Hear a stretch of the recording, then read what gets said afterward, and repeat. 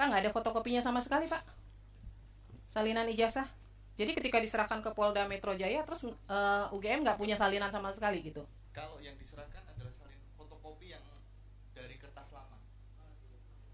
Ya, maksudnya gini. Dari kertas. Kan menyerahkan dokumen ke apa namanya, ke Polda. Nah, pada saat menyerahkan itu kemudian pihak UGM nggak punya sama sekali dokumen apapun lagi terkait ijazah, salinan ijazah itu.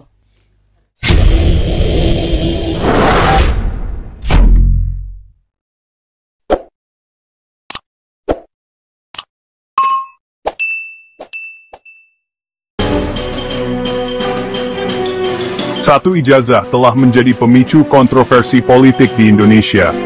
Dugaan bahwa ijazah sarjana mantan Presiden Joko Widodo palsu terus muncul sejak tahun 2022. Semakin intens setelah beliau tidak lagi menjabat pada tahun 2025. Perdebatan ini melibatkan pejabat universitas dan badan pemilihan umum, yang semuanya terpaksa membela catatan mereka di bawah pengawasan publik. Yang dipertaruhkan bukan hanya reputasi satu orang, ini tentang kepercayaan pada lembaga kita dan keabsahan demokrasi kita. Bagaimana pertanyaan tentang dokumen puluhan tahun yang lalu masih bisa memecah belah bangsa di era digital ini? Mari kita bongkar asal-usul, bukti, dan dampak dari kontroversi yang tak berkesudahan ini. Kontroversi ini dimulai di media sosial, bukan melalui jalur resmi. Pada tahun 2022, unggahan-unggahan mengklaim ijazah sarjana kanan Jokowi palsu, menunjuk pada kejanggalan yang diduga ada pada jenis huruf, tanda tangan, dan foto. Klaim-klaim ini, yang dibangun berdasarkan perbandingan visual dan spekulasi, menyebar dengan cepat, dipicu oleh perpecahan politik. Meskipun tidak memiliki bukti konkret, teori ini mendapatkan daya tarik, dengan setiap pembagian daring memperkuat keraguan. Penolakan resmi dianggap sebagai upaya menutupi, dan beban pembuktian bergeser secara tidak adil kepada Jokowi dan lembaga-lembaga terkait. Panggung telah diatur untuk pertarungan antara catatan institusional dan kecurigaan publik.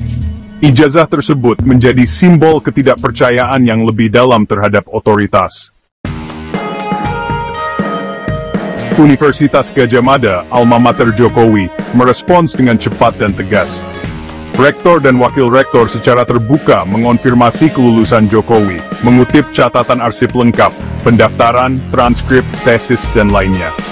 UGM menjelaskan bahwa perbedaan kecil pada ijazah lama adalah hal yang normal karena proses manual. Universitas mendesak publik untuk mempercayai catatan resmi, bukan spekulasi media sosial. Pembelaan UGM lebih dari sekadar tentang satu alumni, ini tentang melindungi integritas akademik. Sikap jelas mereka memberikan landasan faktual di tengah hiruk-pikuk. Catatan universitas berdiri sebagai penentu kebenaran tertinggi. Sebelum menjadi presiden, kredensial Jokowi telah diperiksa oleh KPU Surakarta saat beliau mencalonkan diri sebagai wali kota. Komisi tersebut mengonfirmasi semua dokumen, termasuk ijazah UGM, memenuhi persyaratan hukum dan telah diverifikasi dengan benar. Peran mereka adalah memeriksa keabsahan, bukan melakukan analisis forensik. Permintaan untuk merilis dokumen secara publik bertentangan dengan undang-undang privasi, yang semakin memicu kecurigaan. Namun, proses KPU menambahkan lapisan validasi resmi lainnya. Ijazah tersebut telah melewati pemeriksaan di setiap langkah perjalanan politik Jokowi. Kontroversi kini berpusat pada persepsi publik, bukan kegagalan administratif. Saat perdebatan memanas, Kepolisian Negara Republik Indonesia meluncurkan penyelidikan forensik. Para ahli menganalisis kertas, tinta, segel, dan tanda tangan ijazah, membandingkannya dengan sampel asli dari Tsinun Sidin-an. Penyidik memeriksa arsip universitas, dan mewawancarai puluhan saksi, termasuk mantan dosen dan teman sekelas. Putusan ijazah Jokowi asli, tanpa bukti pemalsuan. Proses yang menyeluruh dan berbasis bukti ini seharusnya mengakhiri perdebatan. Namun, bahkan kesimpulan polisi yang definitif pun sulit membungkam para peragu. Temuan tersebut memvalidasi UGM dan KPU, tetapi teori konspirasi tetap bertahan. Dalam iklim yang terpolarisasi, Fakta saja tidak cukup. Meskipun ada kejelasan hukum, kontroversi bergeser ke medan pertempuran baru, gugatan pencemaran nama baik, dan tuntutan transparansi. Jokowi mengajukan gugatan pencemaran nama baik terhadap mereka yang menyebarkan klaim pemalsuan. Polisi menetapkan tersangka. Sementara itu, seorang warga mengajukan petisi ke Mahkamah Konstitusi untuk memaksa akses publik terhadap catatan akademik pejabat, menantang perlindungan privasi.